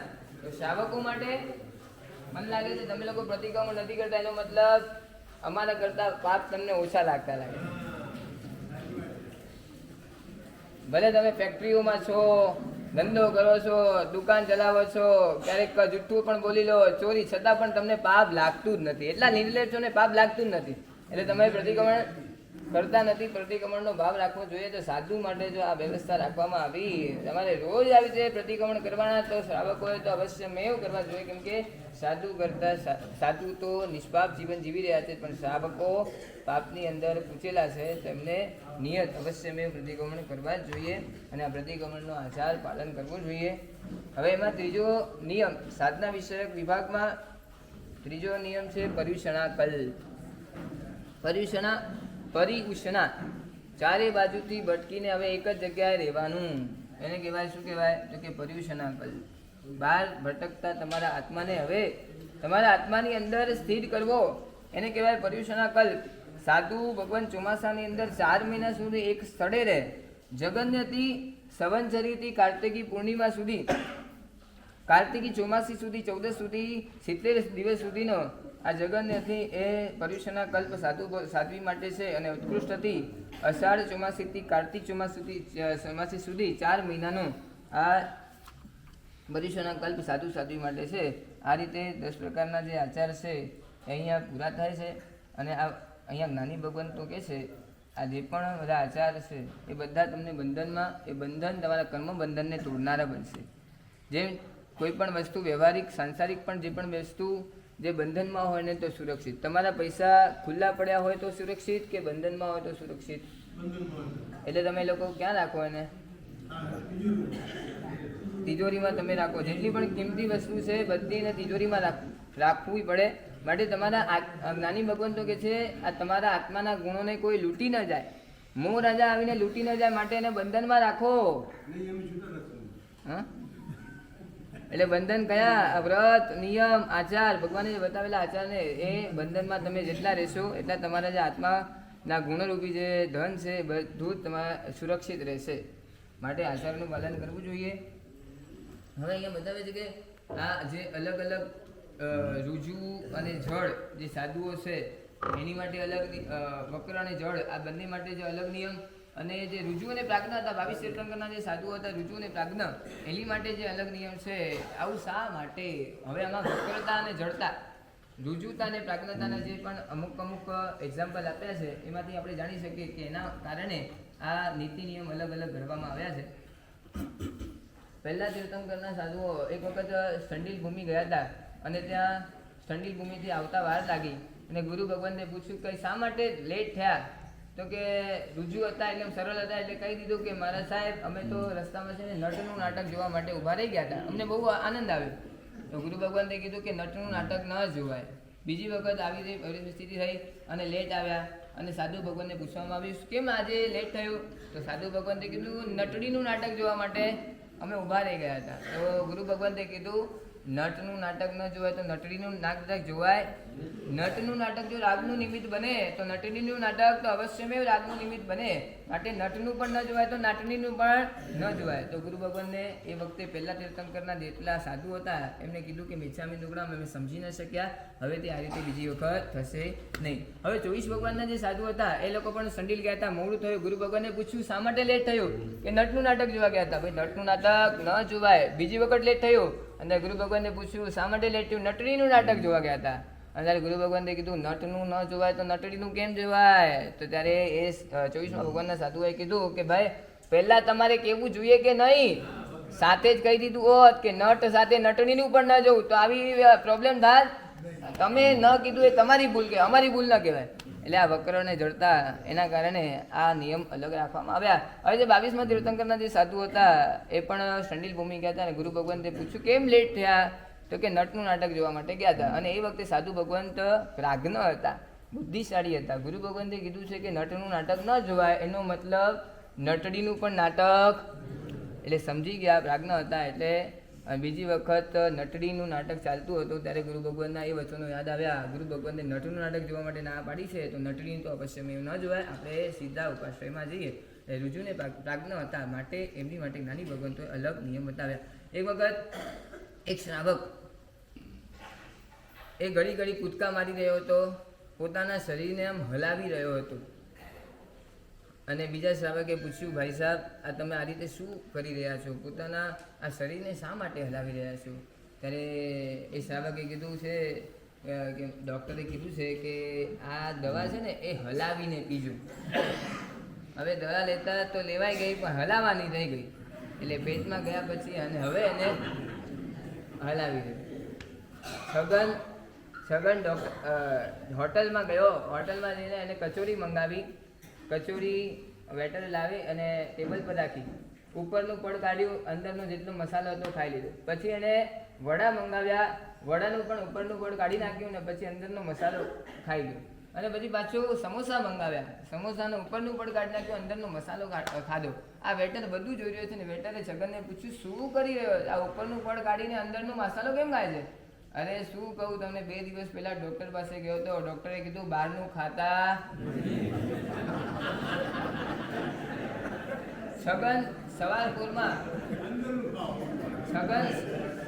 સવારપુરમાં છે ને પોતાના ઘરની પાસે એક ઝાડ હતું, ઝાડ ઉપર ચડી ગયો અને ચકલીનો માળો જે જગ્યાએ હતો એની જગ્યાએ કાગડાનો માળો રાખી દીધો. કાગડાનો માળો જ્યાં હતો એની જગ્યાએ પોપટનો માળો રાખ્યો, પોપટનો માળો જ્યાં હતો એની જગ્યાએ ચકલીનો માળો રાખ્યો. તો આ રીતે આ માળાને આવી રીતે ફેરવ કરતો હતો. ત્યાં બરાબર મગન આવીને એને જોયું કે આ છગન આવી રીતે માળા આવી રીતે ફેરવ કેમ કરે છે. અને ત્યારે પૂછ્યું, છગન આ શું કરી રહ્યો છે? તો કે હમણાં સંત પાસે ગયો હતો અને સંતે નિયમ આપ્યો છે માળા ફેરવવાના. માળા ફેરવવાની એટલે હું સવારમાં એમને એમ પાછું ચોખવટ પણ કરી, સવારના સમયે માળા ફેરવવાના. એટલે માળા ફેરવવાની એટલે શું? માળા ફેરવવાની એટલે આ મંત્ર જપ હોય ને એની માળા ફેરવવાની. આ માળા નથી ફેરવવાના. તારે તકલીફ ના આવે આ બધી ચકલીઓને આ પોપટાને નીચે ઉતાર. એટલે આ બકરાને જળતા હોવાને કારણે લોકોને ખ્યાલ ના આવે એટલે ચોખ કરવી પડે. તમારે આ રીતે કરવાનું માટે એ સાધુ સાધ્વી માટે અલગ નિયમો બતાવવામાં આવ્યા આ જ કારણે. હવે કલ્પસૂત્રનું વાંચન અહીંયા ચાલુ થાય છે. હવે કલ્પસૂત્ર માટે લખવામાં આવ્યું કે આ જગતમાં જેટલી પણ ધરતી છે એને કાગળ બનાવી દેવામાં આવે, જેટલા પણ વૃક્ષો છે એને પેન બનાવી દેવામાં આવે, અને જેટલું પણ આ ધરતી પર પાણી છે દરિયામાં રહેલા પાણીને જો શાહી બનાવી દેવામાં આવે અને એ શાહીને આ પેનની અંદર ભરીને હવે સરસ્વતી માતાને બોલાવવામાં આવે અને સરસ્વતી માતાને કહેવામાં આવે કે કલ્પસૂત્રના ગુણગાન તમે હવે લખો. તો સરસ્વતી પણ કહી દે કે આ કલ્પસૂત્રના આ ગુણગાન હું પણ ન લખી શકું, એના અચિંત્ય ગુણો છે, અનંત ગુણો છે, આ મારી કેપેસિટી પણ નથી આ કલ્પસૂત્રના હું ગુણગાન લખી શકું. આજે સરસ્વતીના મુખે આ જવાબ મળતો હોય તો શાસ્ત્રકાર ભગવાન કહે છે અચિંત્ય શક્તિવાળા અને અચિંત્ય ગુણવાળા આ કલ્પસૂત્રનું આ ગ્રંથનું વાંચન આજથી શરૂ થાય છે. તો એનો એક પણ અક્ષર અમારે છૂટે નહીં, એ તમારે ધ્યાન રાખવાનું. એક એક અક્ષર અહીંયા મંત્ર સમાન છે. જેમ ગારુડિક મંત્ર બોલતો હોય ઝેરને દૂર કરવા માટે, તો સાંભળનાર વ્યક્તિ કેટલું ધ્યાનથી સાંભળે, એક પણ અક્ષર છૂટી ન જાય. ગારુડિક જે બોલતો એમાં બરાબર ધ્યાન રાખે, એને સામેવાળા વ્યક્તિને અંદરથી આસ્થા હોય આ મંત્ર બરાબર આસ્થાથી હું શ્રવણ કરીશ તો મારી અંદર રહેલું ઝેર અવશ્ય મેળ થશે. આપણી અંદર પણ મોહનું ઝેર પડ્યું છે, એ જો મોહના ઝેરને દૂર કરવું હોય તો શાસ્ત્રકાર ભગવાન કહે છે કે કલ્પસૂત્રનું શ્રવણ એકાગ્રતાથી તમે કરજો. અને ભદ્રભાવ સ્વામી ભગવંતે આજે દશાશ્રુત સ્કંદના 8મા અધ્યાયનું જે કલ્પસૂત્રનું ઉદ્ધૃત કર્યું એ હવે એનું વાંચન શરૂ થાય પહેલાં નાની ભગવાન કહે છે આ પર્યુષણના મહાપર્વમાં તમારે 5 કર્તવ્ય એ તમારે પાલન કરવાના છે. પહેલું કર્તવ્ય સર્વ સાધુ સાધ્વીને તમારે વંદન કરવાના.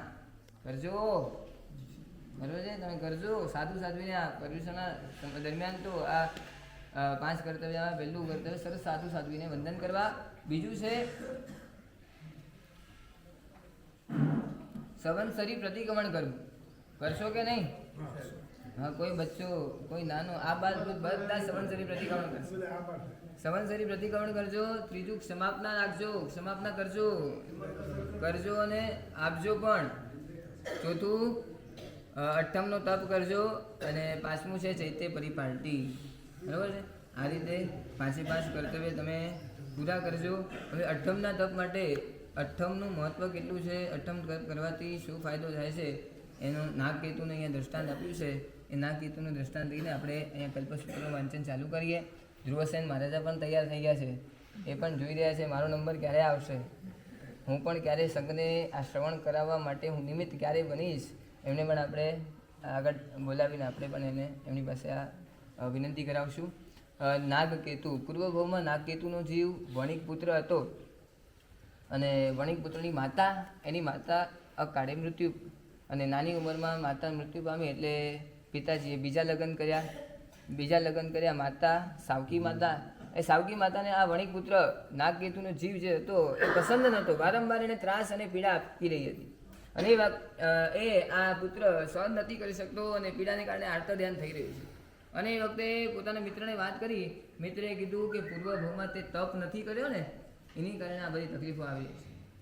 બીજા કોઈનો દોષ નથી, માતાનો દોષ નહીં કાઢતો, તારા કર્મનો દોષ છે. આ તે કુકર્મ તે પૂર્વભાવમાં કર્યા છે અને પૂર્વભાવમાં તે તપ નથી કર્યો એટલે માટે આટલી તકલીફ થઈ રહી છે. અને એ વખતે મનોમન આ જીવે સંકલ્પ કર્યો હવે પર્યુષણના નજીક આવી રહ્યા છે, મારે અઠ્ઠમનો તપ કરવો છે.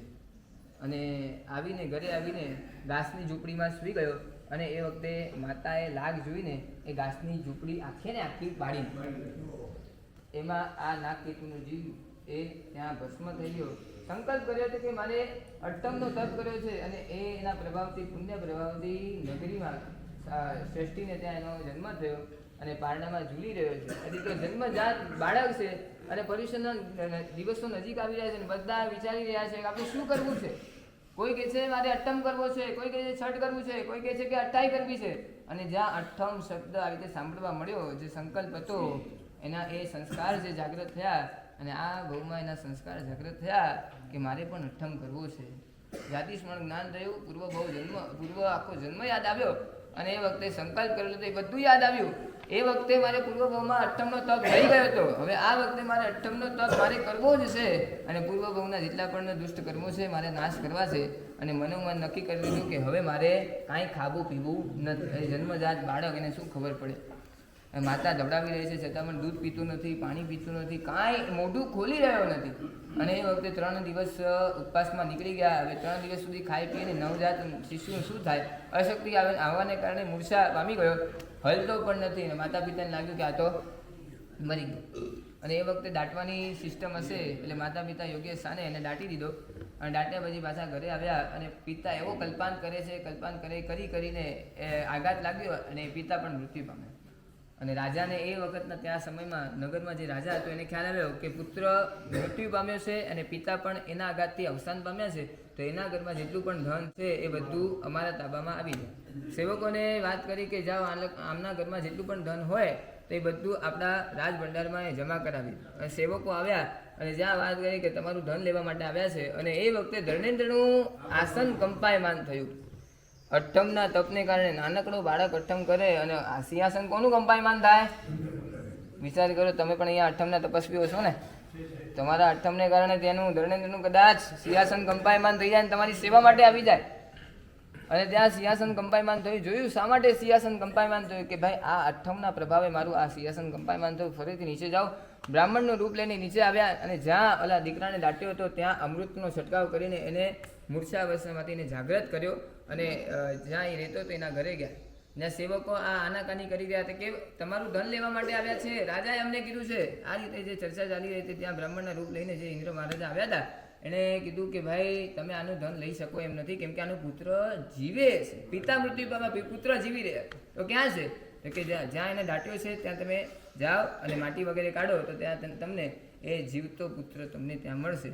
અને સેવક આવ્યા, માટી વગેરે કાઢી, ત્યાં જીવતો પુત્ર હતો અને બહાર કાઢ્યો. રાજાને આ સમાચાર મળ્યા. ઓહો, રાજા જેવો સમાચાર મળ્યા દોડતા અહીંયા આવ્યા અને આ બધી પરિસ્થિતિ જોઈ અને બ્રાહ્મણે પોતાનું અસલી રૂપ બતાવ્યું કે હું ઇન્દ્ર મહારાજા છું.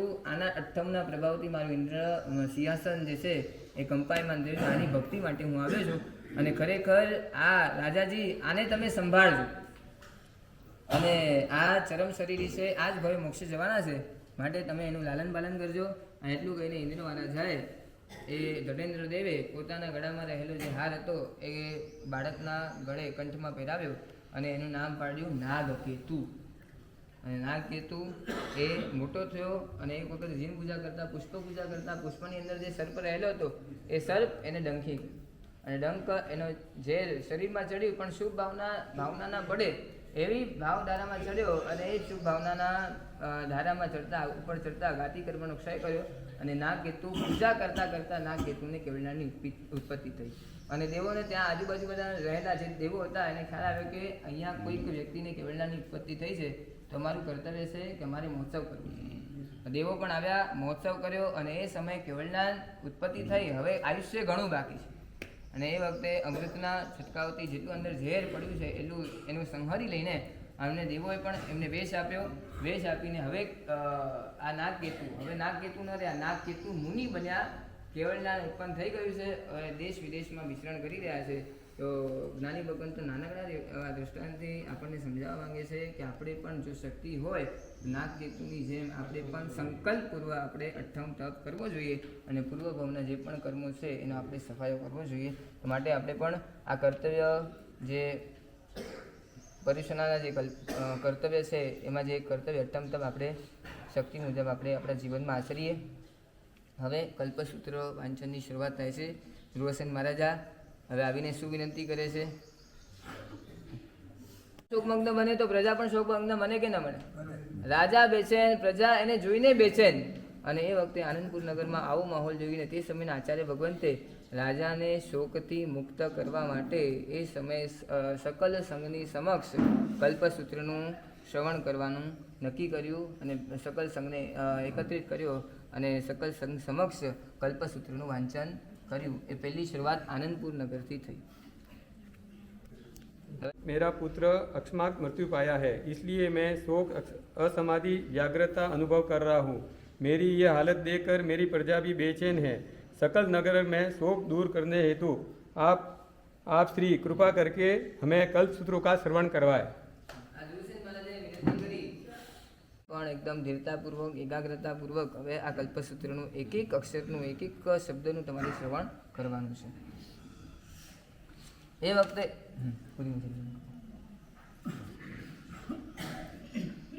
કપો મંગલ વઢમાણ દિથમે ઈય પરિગય હરે જીનગણે રાય થર વલી ચરિતમ.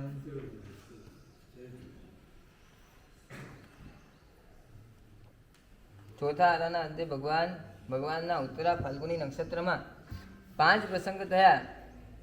ઉત્તરા ફાલ્ગુની નક્ષત્રમાં પ્રભુના એટલે પ્રભુ મહાવીરના 5 પ્રસંગ થયા. એમાં પહેલો પ્રસંગ ચ્યવનનો, બીજો ગર્ભહરણનો, ત્રીજો જન્મનો, ચોથો દીક્ષાનો અને 5મું કેવળનાન કલ્યાણક પણ આ ઉત્તરા ફાલ્ગુની નક્ષત્રમાં થયા. ગ્રીષ્મકાલના ચોથા મહિનામાં અષાઢ સુદ છઠની રાત્રિએ પુષ્પોત્તર વિમાનથી આયુષ્યનો ક્ષય કરી ચોથા આરાના 75 વર્ષ અને 8.5 મહિના બાકી હતા ત્યારે બ્રાહ્મણકુંડ નગરમાં ઋષભદત્ત બ્રાહ્મણની પત્ની દેવાનંદાની કુક્ષીમાં ગર્ભપણે પ્રભુ ઉત્પન્ન થયા અને મતિ શ્રુત અવધિ જ્ઞાનથી યુક્ત દેવાનંદાએ પણ 14 સ્વપ્ન જોઈને જાગી ખૂબ આનંદપૂર્વક જ્યાં ઋષભદત્ત બ્રાહ્મણ હતા ત્યાં એ દેવાનંદા એ બ્રાહ્મણી ત્યાં આવી છે.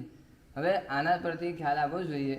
ઋષભદત્ત બ્રાહ્મણ જ્યાં જે ખંડમાં હતા એ ખંડમાં એ દેવાનંદા બ્રાહ્મણી ચાલીને આવી છે. તો પહેલાંના સમયમાં કેટલું સંયમ હશે. પતિ પત્ની હોવા છતાં પણ બંનેના શયન કરવાના ખંડ બધાના અલગ. ખ્યાલ આવે છે? આ સંયમ પહેલાંના સમયમાં જે હતો એ સંયમની મર્યાદા આજે એનું ઉલ્લંઘન થઈ રહ્યું છે અને એના કટુ પરિણામો આજે ભોગવવા મળે છે. માટે આ જે મર્યાદા હતી એનું મર્યાદાનું પણ જેટલું પાલન થાય એ પાલન કરવાનું આપણે કોશિશ કરવાની. પહેલાંના સમયમાં સંયમ પણ હતો અને આ રીતે સંયમની સાથે દેવાનંદા બ્રાહ્મણી આવીને સુમધુર ગીત ગાઈને પોતાના સ્વામીનાથને ઉઠાડ્યો અને જેવા જાગૃત થયા ને પોતાના પતિદેવ જેવા જાગૃત થયા એટલે દેવાનંદાએ પહેલો શબ્દ શું કર્યો ખબર? હે દેવાનું પ્રિય. એટલે સંબોધનમાં પણ કેટલી મીઠાશ હતી. આજે કોઈનાથી કોઈ ભૂલ થઈ જાય ને, ઘરવાળા કોઈનાથી કે દુકાનમાં કોઈનાથી ભૂલ થઈ જાય તો આપણે કેવું આપણે સંબોધન કરીએ. ભાઈને કહીએ ભાઈ તારાથી આ ભૂલ થઈ ગઈ છે, આ સારા શબ્દોથી આપણે કહીએ તો એ બીજી વાર ભૂલ ન કરે.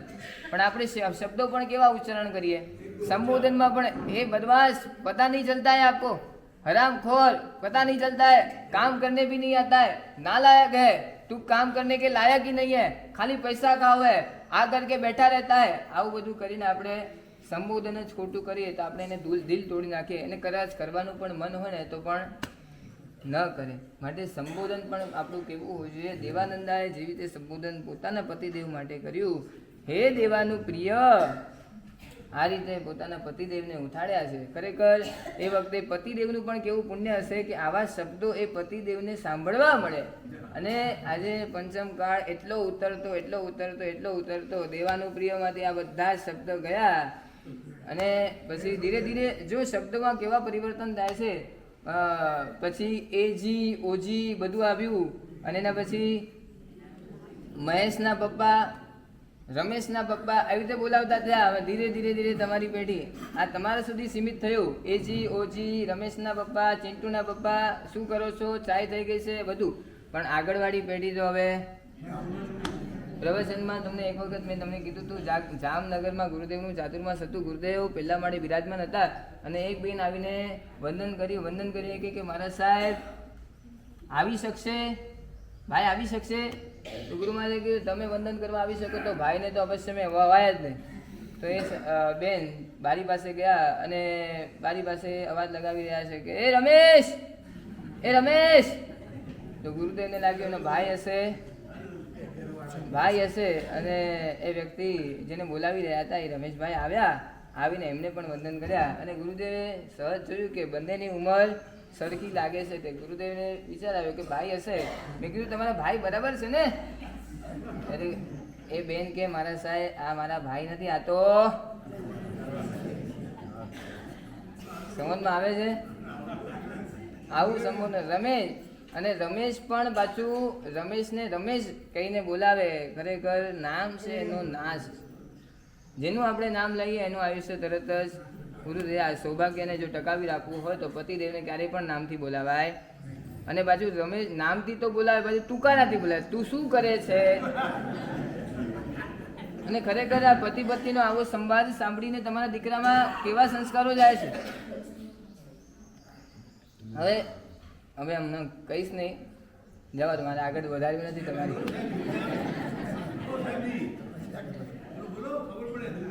એ માતા પિતા એનો સંવાદ જોઈને, પતિ પત્નીનો સંવાદ જોઈને છોકરામાં એવા સંસ્કાર પડે. છોકરો એક પિતા પોતાના દીકરાને લઈને આવ્યા હતા, વંદન કરાવ્યા અને દીકરાએ વંદન કર્યા પછી દીકરો પિતા સામે જુએ અને પિતાજીને કે તું વંદન કેમ નથી કરતો? હવે દીકરો કેવી રીતે શીખ્યો? તું વંદન નથી કરતો, કેમ નથી કરતો? તું કહેવાય. અમને તો આમ થઈ ગયો કે દીકરો પિતાને તું, આ તું શબ્દ એ દીકરો શીખ્યો કેવી રીતે? પિતાજીએ તો શીખવાડ્યો નહીં હોય, એને સ્કૂલમાં તો કોઈ શીખવાડ્યો ન હોય, ટ્યુશન તો હોય નહીં. આ તું ના ને આવી રીતે બોલાવાના તો કેવી રીતે શીખ્યો હોય? પતિ પત્ની આપસમાં તું આમ કર, તું આમ કર, તું જલ્દી આવી જા, તું આ કર, એ કરતા માતા પિતાની વચ્ચેનો આવો સંવાદ સાંભળીને એ દીકરામાં પણ આવા સંસ્કાર પડી ગયા. એ પિતાને મમ્મીને એક વાત કહે તો વાત અલગ છે, પણ પિતાને પણ તું કરતા શીખી. એટલે તમે જે કરો છો ને, તમે જે ઉપદેશ આપશો ને એ તમારા દીકરાને એટલો અસર નહીં કરે, પણ તમે જે આચરણ કરો છો ને, તમે રોજ ઝઘડા કરતા હશો ને તો દીકરો પણ, તમે રોજ જૂઠું બોલતા હશો, ધંધામાં ચોરી કરતા હશો ને તો એના સંસ્કાર સીધા તમારા દીકરા પર આવશે અને એ દીકરો પણ જૂઠું બોલતા અને અનિતિ ચોરી કરતા પણ એ પણ શીખી જશે. માટે આપણો આચાર કેવો હોવો જોઈએ ખરેખર આપણે સમજવા જેવું છે. અને આ સંબોધન દેવાનું પ્રિયા સંબોધન પહેલાના સમયમાં એકદમ સહજ હતું. અને આ રીતે દેવાનંદે પોતાના પતિદેવને દેવાનંદે કરીને ઉઠાડ્યા અને પ્રણામ કરીને દેવાનંદે પોતાના પતિને પ્રણામ કરીને સ્વપ્નની વાત કરી કે આજે રાત્રે અલ્પનિદ્રામાં અતિ સુંદર 14 સ્વપ્ન મેં જોયા અને 14 સ્વપ્નને જોઈને હું જાગી. હે દેવાનું પ્રિય, આ 14 સ્વપ્નના કલ્યાણકારી ફલાદેશ આપ કહો. એ વખતે એમના ઋષભદત્ત બ્રાહ્મણે પણ એમ કહ્યું કે તમે પ્રશસ્ત અને કલ્યાણકારી સ્વપ્ન તમે જોયા છે, તમને ભવિષ્યમાં સુખ આદિનો લાભ થશે અને 9 મહિના અને 7.5 દિવસ પૂરે થાય એટલે તમને 32 લક્ષના પુત્ર રત્નની તમને પ્રાપ્તિ થશે. આવું કોણે કીધું? ઋષભદત્ત બ્રાહ્મણે પોતાની દેવાનંદા બ્રાહ્મણીને આ રીતે સ્વપ્નનો ફલાદેશ કીધો. અને આ બાજુ પ્રથમ દેવલોકના 32 લાખ વિમાનના અધિપતિ સૌધર્મેન્દ્ર એમને પણ અવધિ જ્ઞાનના માધ્યમથી જંબુદ્વીપની અંદર શું થઈ રહ્યું છે આ બધું જોઈ રહ્યા હતા અને એમને ખ્યાલ આવ્યો કે દેવાનંદની કુક્ષીમાં પ્રભુ વીરનો જીવ એ ગર્ભ રૂપે આવી રહ્યો છે અને એમના દર્શન કરીને એ હર્ષથી એકદમ પુલકિત થઈ ગયા કે વારે વાહ 24મા તીર્થંકર ગર્ભ રૂપે પધારી ગયા છે. અને એ વખતે સિંહાસન પર પોતાની પાદુકા રાખીને એટલે ચપ્પલ રાખીને પછી પોતાના ખભા પર ઉત્તરાસન રાખીને સિંહાસનથી નીચે ઉતરીને જે દિશામાં પરમાત્મા છે એ દિશામાં 7-8 પગલા આગળ વધીને ચૈત્યાનંદ મુદ્રામાં બેસીને અને પ્રભુની સ્તવના કરી રહ્યા છે. શેનાથી સ્તવના કરી? નમુથુણમ. રચના કોણે કરી? ગણધર ભગવંતોએ. અને ઇન્દ્ર મહારાજાએ પ્રભુની આ નમુથુણમથી સ્તવના કરી ત્યારથી એનું નામ શું પડ્યું? નમુથુણમનું બીજું નામ શક્રએ કરેલી સ્તવના એટલે શક્ર સ્તવ નામ પાડવામાં આવ્યું. ત્યારે તમને પ્રશ્નોત્તરી તમને કરવામાં આવે ને ત્યારે તમને પ્રશ્ન પૂછું કે નમુથુણમનું બીજું નામ શું? અને એનું કારણ શું? કારણ કે ઇન્દ્ર મહારાજ એટલે શક્ર, શક્રનું બીજું નામ, ઇન્દ્રનું બીજું નામ શક્ર કહેવાય. અને એમને જે નમુતુનમ દ્વારા જે સંજ્ઞા કરી તો નમુતુનમનું બીજું નામ શક્રસ્તવ પડ્યું. અને નમુતુનમ અરિયંતાણમ ભગવંતાણમ આયકરણમ તિથરેણમ સ્વયં સમુદ્રાણમ પુરુષોત્તમાણમ પુરુષયાણમ પુરુષવર પુંડરીયાણમ પુરીસવર ગંધ અતિનમ, પછી લોગુત્તમાણમ લોકનાહણમ લોકહિયાણમ લોકપૈવાણમ લોકભજોગણમ અભય દયાણમ ચક્ષુ દયાણમ મક દયાણમ શરણ દયાણમ મોહી દયાણમ ધમ્મ દયાણમ ધમ્મદેશયાણમ ધમ્મનાયકાણમ ધમ્મ સારહીણમ. અને ધમ્મ સારહીણમ અહીંયા એ પદ પર અટક્યા. ધર્મના સારથી પરમાત્મા આપણા જીવનના ધર્મરૂપી રથના સારથી છે. અને આ ધમ્મ સારહીનમ એ પદ પર અહીંયા વિવેચન કરતા જ્ઞાની ભગવંતો પરમાત્મા કઈ રીતે આપણા ધર્મરૂપી રથના સારથી છે એ બતાવવા માટે મેઘકુમારનું આખું દ્રષ્ટાંત બતાવે છે.